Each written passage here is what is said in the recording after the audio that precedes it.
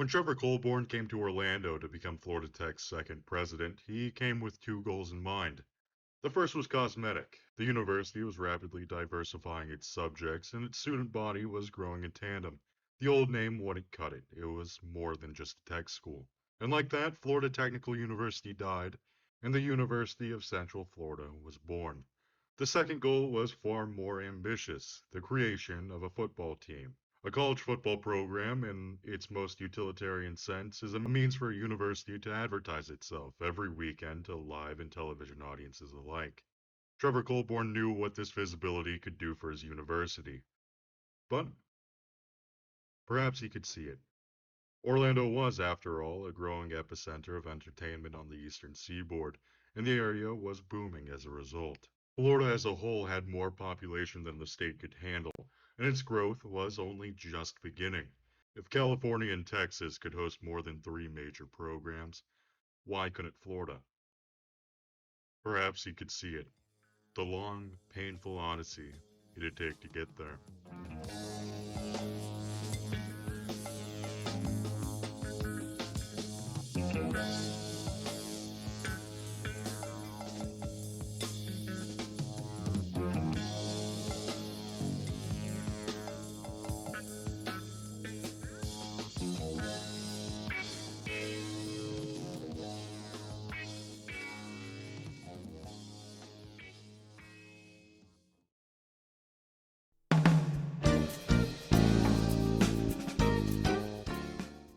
Step 1. Have fun creating a football team. Jack O'Leary was UCF's athletic director in 1979, and he'd be tasked with most of the legwork in creating the university's brand new football program.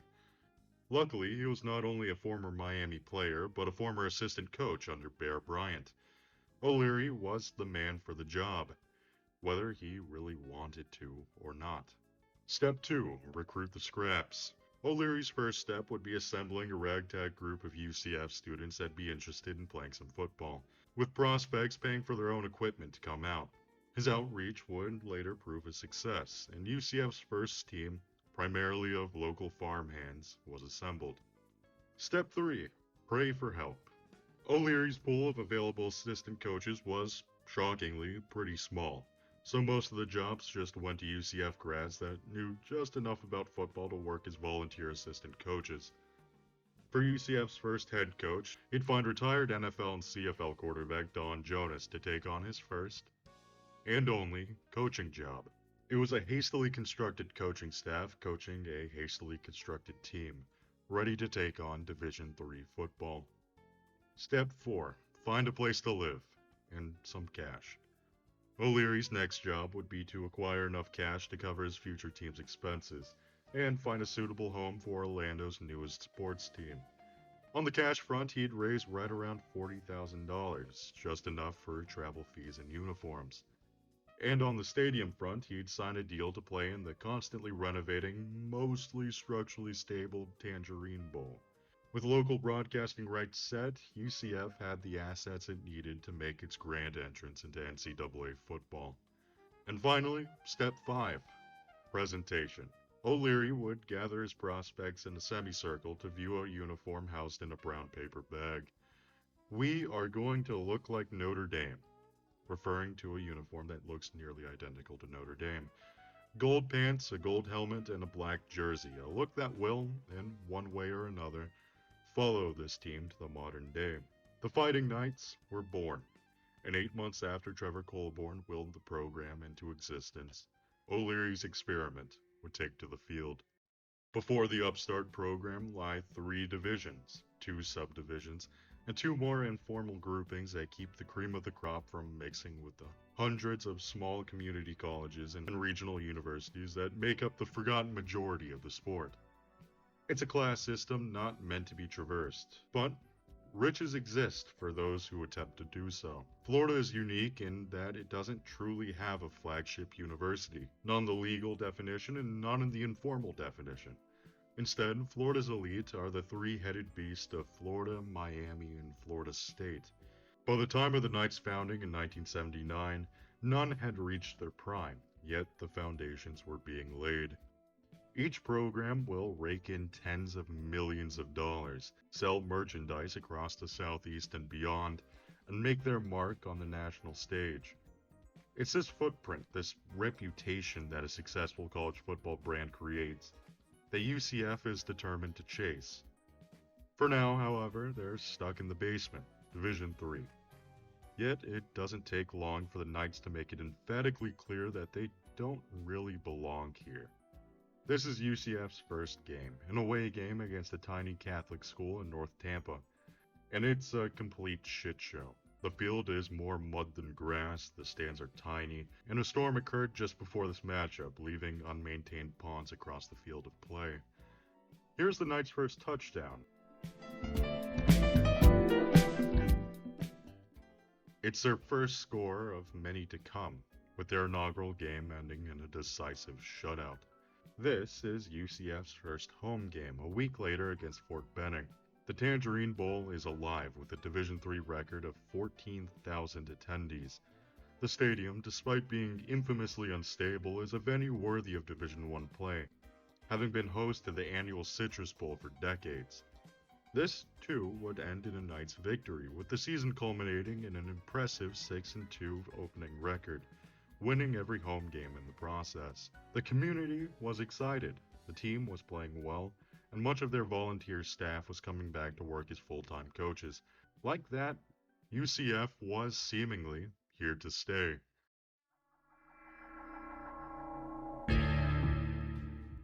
Well, let's start with the good news. 2 seasons of fairly average Division III ball, along with insanely above average attendance, would bring the Knights to Division II football in 1982.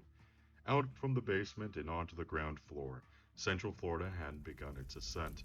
The bad news is, well, the program's in shambles. The team is winless in their first year of Division II. The coaching staff and athletic department is a husk after both Jack O'Leary and Don Jonas left, with both of their duties being filled by former Florida State head coach and current athletic director Bill Peterson. Also, the program is broke. More than broke, actually. $1 million in the hole. The honeymoon phase is over, and the university has a decision to make. Is football truly worth it? A winless season is about the worst way for a team to make its case for survival, but it's worth diving into how exactly this happened. For one, Central Florida is playing a Division I schedule as a team barely removed from Division III. Of their 10 games, 7 were Division I AA opponents, 2 were actual Division II teams, and 1 was West Georgia, the eventual Division III national champions. This schedule building strategy was actually one straight from Tallahassee, with the Florida State of the 70s and 80s taking full advantage of their independent status to schedule anyone, anywhere in the country to get more eyes on the program. Problem was, Florida State had to actually win a handful of those games to look good, which they did. UCF, on the other hand, in 1982 decisively did not. There were close games here and there, like a 9-16 loss against Georgia Southern, and then there's the 69-0 clobbering at the hands of VMI, and even this 41-7 domination by the eventual Division III champions. The team was in dire straits, needing a solution to keep the Knights above water, and finding one in Lou Saban. Now, I know what you're asking, and I don't really know either, but he absolutely was an experienced ball coach, with college stints in Northwestern and Miami, and pro stints with the Bills and Patriots. Now, having an actual head coach, the next step was winning a couple of games. The 83 season would be no less stringent, playing 7 more FCS teams. Except this time, a more experienced coaching staff and team would lead the Knights to victory in 2 of those 7 matchups, their first Division I wins against Georgia Southern and Austin, PA. To close out the season and grow local intrigue for the program, UCF would also renew their very first rivalry, a war on the I-4 against the Bethune-Cookman Wildcats. An HBCU from Daytona Beach, Florida, the Wildcats would become the first true in-state challenge for the Knights, a local university with a long history of football success, having worked themselves from Division II to Division I the previous decade. At this point, they're a pedigree above the upstart Knights, and sure enough, Central Florida will fall 22-31 to them in '83. But a smaller victory can be found in this thing. It's a 7-foot trophy to celebrate the burgeoning rivalry, spawned from an offhand joke by Lou Saban, in a sense gone missing. No one knows where it is, as if it's hard to miss. Thankfully, at least, it should be the last time something like this happens. Despite gaining traction on the field, UCF was still broke. To help, Saban used his NFL connection to reach out to star running back and all-around swell dude O.J. Simpson to head a donation push, one that gathered around $200,000. It was a start, but it still wasn't enough to dig the Knights out, and Central Florida had to push their arrival to Division I AA from 1984 to 1990. Colborne's team was still losing money by the day, and the Orlando public was unsure on whether or not it was worth keeping.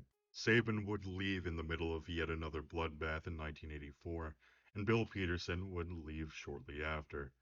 The Knights were disintegrating, but help would come, yet again, from Tallahassee. In a move to learn from history, longtime Florida State assistant coach Gene McDowell will be brought on as both head coach and athletic director to see if this seminal coach could multitask better than the last one. He would have to. The Wayward Knights need something big to rejuvenate the excitement the young program had in its infancy. The team was neck-deep in debt, forced to use loaned equipment from Florida State, and on the brink of being shuttered. But if they could just give the fans an emotional victory, some reason to stick around, Central Florida could, just maybe, survive. The season opener is against Bethune-Cookman at the Tangerine Bowl.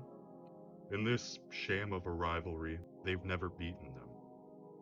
The coaching staff is overworked, and impending doom hangs over the Tangerine Bowl. But, amazingly, the Knights are up huge at the half. If they can finally get over this in-state hump in front of a 20,000 strong home crowd against their only rival, maybe the program can survive. The Wildcats would refuse to make it easy, however, firing back in the second half, going up 37-36 with 46 seconds left on the clock. The offense gets as far as it can, but kicker Eddie O'Brien is forced to kick a daunting game-winning 55-yard field goal to beat the Wildcats. He says he can make it. He has to. If he misses, this game will likely be known as the dagger that killed college football in Orlando. An experiment never meant to be. The 6 years before this, and the possible decades after, all depend on O'Brien's right foot, and the football knowing where to go.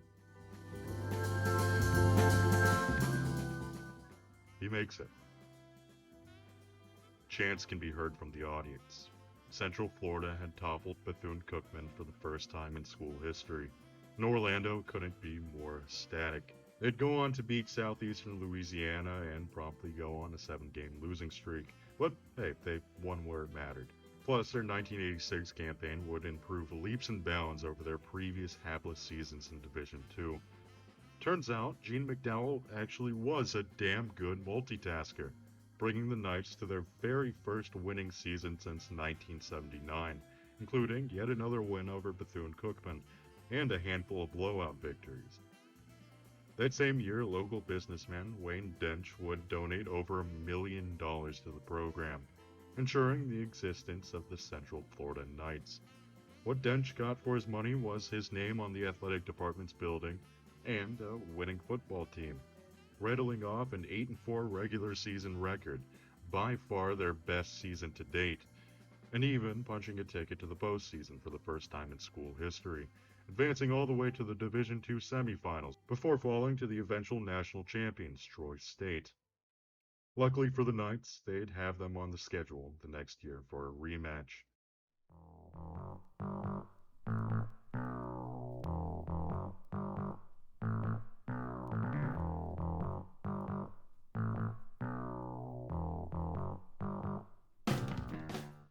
By far the biggest game Central Florida's seen to date, the Division II number 1 and 3 ranked teams would duke it out in the Tangerine Bowl. The Trojans would get out to an early 12-6 lead going into the second half, and the Knights were at risk of being swept away by the best team in their division. That is, if it wasn't for the 30,000 in attendance. Before the game, the home crowd was handed a collection of yellow handkerchiefs with the words noise penalty on them. The plan was clear. UCF was setting out to create the most hostile atmosphere in Division II ball. And it was working. Officials would stop the game 7 whole times and even penalize the Knights for their own disruptive, completely shit-faced crowd. But it mattered little. They'd come back to win 26-18, the largest victory Central Florida would experience since their first victory over Bethune-Cookman. They'd enjoy second rank in the polls, their highest to date, just below the North Dakota State Bison, before finishing on a 1-5 skid as they plummeted from the top. Their last season in Division II would come in 1989, before, as scheduled, joining the FCS. Division I in college football is split in between two subdivisions, the Football Championship and Football Bowl subdivisions, meant to split the large and small Division I programs down the middle. It's the Knights' final test, their final step before joining Division I proper. It's a test they've been preparing for since 1982 with their pseudo-Division I schedules, and sure enough they'd come out swinging in their first season, riding an 8-3 record into the playoffs, the first time an FCS team would see the postseason in their very first year of eligibility, a little something to lessen the blow of their band getting robbed. They're set to face off against number 2 Youngstown State, in yet another one of their biggest games. Unlike their previous biggest games, however, the Knights' largest asset, their fan base, will not be present. Being one of the lowest seeded teams in the playoffs, they'll have to travel all the way to Ohio to face the undefeated Penguins, a program boasting a handful of FBS wins along with thrashing their FCS competition. What then could the Knights do? In the words of Gene McDowell, they'd feed them their own recipe for success, a powerful ground game led by Central Florida's Mark Giacon. With the help from a stringent defense, the plan is working.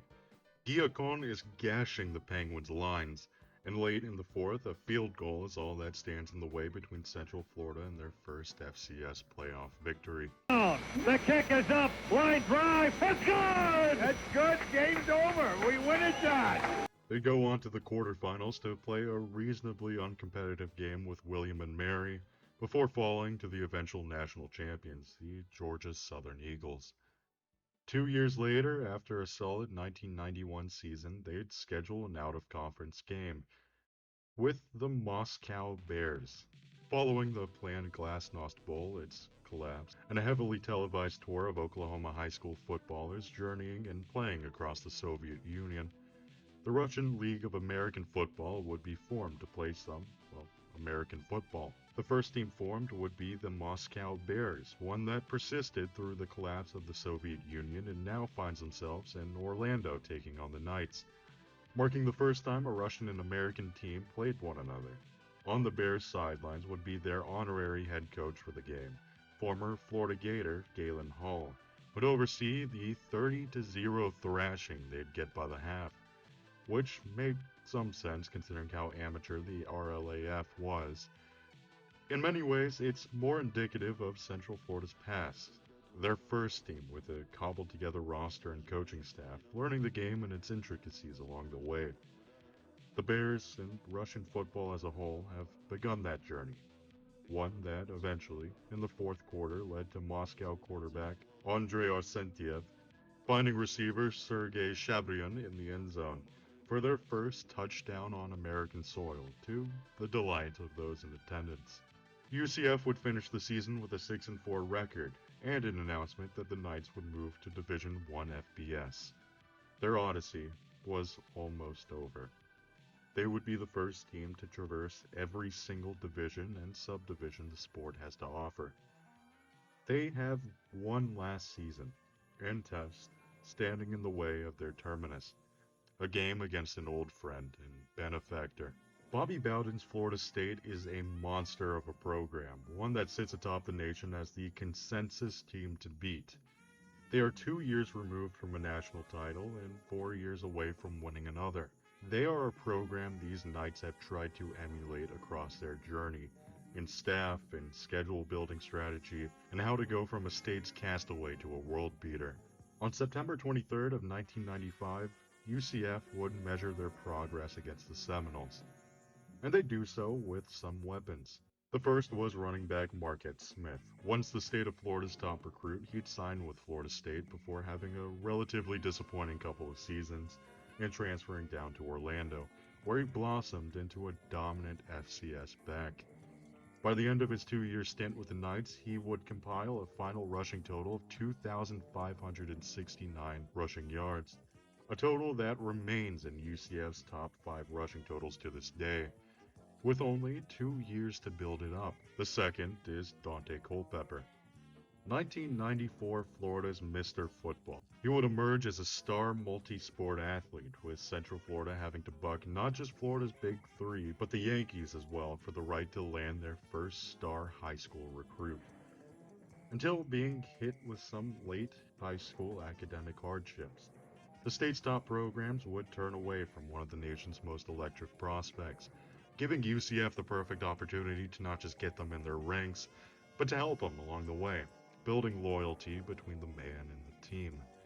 On the field, in just his freshman year, he's beginning to live up to his lofty expectations, leading the Knights to a 40-32 thriller win over 5th-ranked Western Kentucky.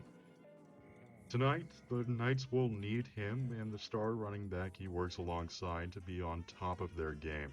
They want to even dream of staying competitive with the Seminoles. Hey, weirder things have happened. Unfortunately, it was inevitable. But as lopsided as the final score looks, Central Florida did not play bad in this one. The passing game would be, for the most part, shut down by Florida State's disastrous secondary, and UCF's golden child could not get it going. The same could not be said for Smith, who gashed the Seminole lines to finish the night with 121 yards rushing, an average of 5.5 yards per carry. Their defense would also play respectably, holding a red-hot offense that had dropped 70-plus points in 2 of their previous 3 games to 46. 4 of those 46 coming from safeties, which would force Florida State to keep their starters on the field throughout much of the 4th quarter. It was a blowout, no question, but was far from the worst possible outcome, giving the Knights some confidence going into their final FCS slate. Too much confidence, perhaps, which combined with being pretty banged up after their game with Florida State, led to a massive 7-49 humbling on behalf of McNeese State. None of that truly mattered, though. Division 1A football had finally reached Orlando. Back in 1979, in their very first game against St. Leo, Don Jonas would speak of his team to the press through puffs of a 2-pound cigar. There were points made about the game itself, his confidence in his defense, his newly found confidence in his offense, but above all, he'd speak of what this game was. It was proof of something new, something the people of Orlando would own as their own. It was football. Central Florida football.